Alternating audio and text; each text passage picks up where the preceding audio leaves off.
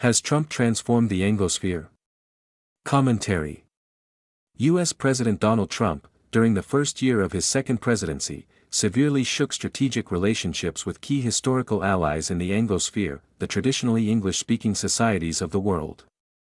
Will this ultimately reshape what we think of as the West and strengthen U.S. security as well as that of the other Anglophone states? Will it help finalize the end of the reign of the Communist Party of China? Trump has also shaken U.S. relationships with European member states of the North Atlantic Treaty Organization, the People's Republic of China, and others. Clearly, these breaks have different origins and different ramifications. The fundamental question emerges: is this something brought about by a deliberate policy of resetting U.S. global domination of its global security relationships, or is this designed to completely end old alliances with a view to building a more centralized global domination by the United States? It has been taken as a core principle of the U.S. strategic posture of much of the past century that the Anglosphere relationship was solid and irreversible, in terms of underlying socio-ideological compatibility, as well as in the legal, economic, and military senses. Trump's triumphant state visit to the UK in September 2025 reinforced the view that he sees the Anglophone states as intrinsically intertwined with US values, but that current political attitudes may be the impediment in, say, the UK, Canada, and Australia, to US or Western interests.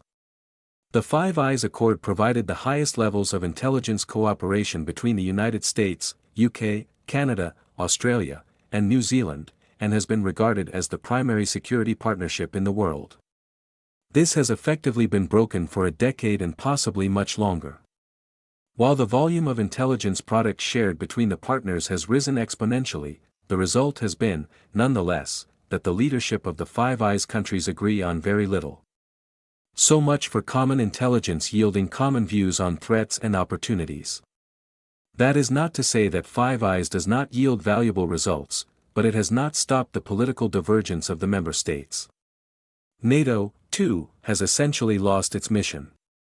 It achieved its objective in 1990–91 by seeing the collapse of the USSR and the Warsaw Treaty Organization. However, NATO, the perfect military alliance, then did not redefine its mission, other than to artificially redefine post-Soviet Russia as the USSR under another guise.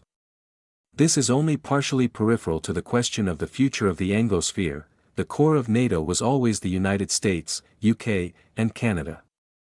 NATO, arguably, was superseded in terms of strategic potential by the AUKUS Treaty of 2021, but even that, because it preceded the second Trump administration, is now on very shaky ground.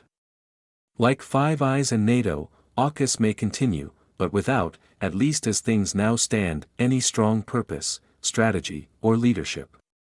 Today, Trump is openly hostile to, and disruptive of, the governments of Canada, the UK, and Australia, but not their societies. He has some clearly stated reasons for those differences, mostly on the basis that all three of those partners have moved along paths which have been ideologically very different from the path sought by Trump. But was that divergence enough to throw the baby out with the bathwater?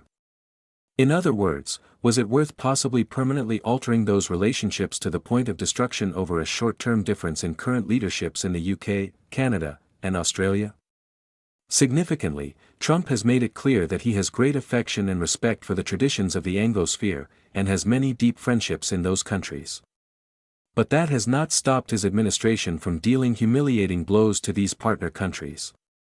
Can the alliances be recovered and rebuilt? Will Trump succeed in redrafting them closer to the heart's desire and closer to the emerging strategic realities? Or, in the coming 4 years, will the Anglophone countries and Europe go on their own separate paths, for better or worse?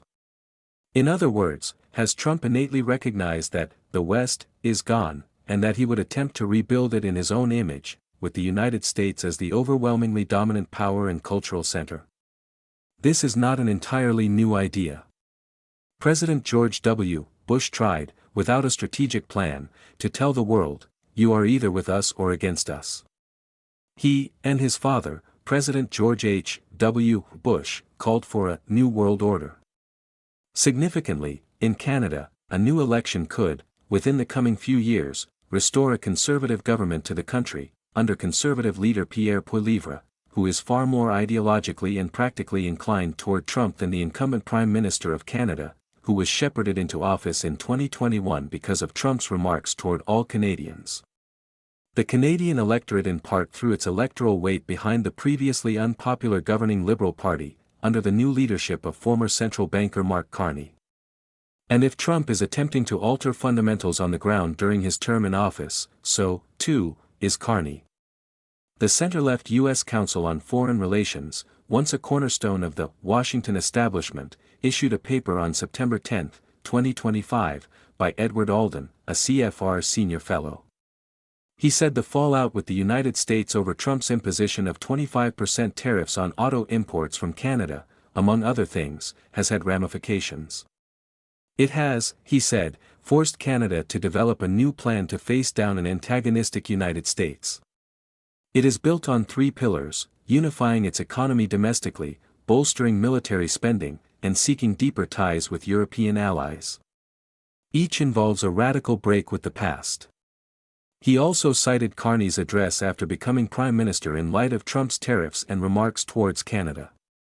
The old relationship we had with the United States, based on deepening integration of our economies and tight security and military cooperation, is over, Carney said.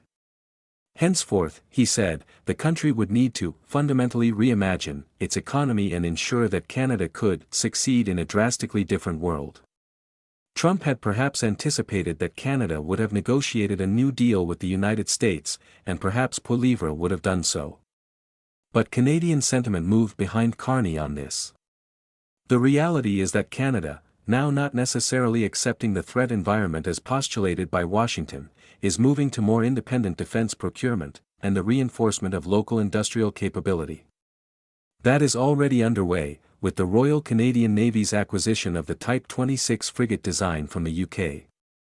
And possibly a non-US new fighter aircraft.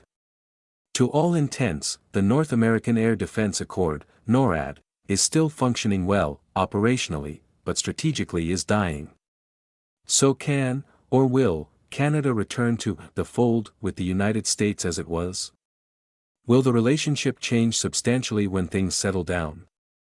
Similarly, will the UK or Australia resume business as usual with the United States? Has the time come, again, for talk to focus on the Kansic concept of Canada, Australia, New Zealand, and the UK?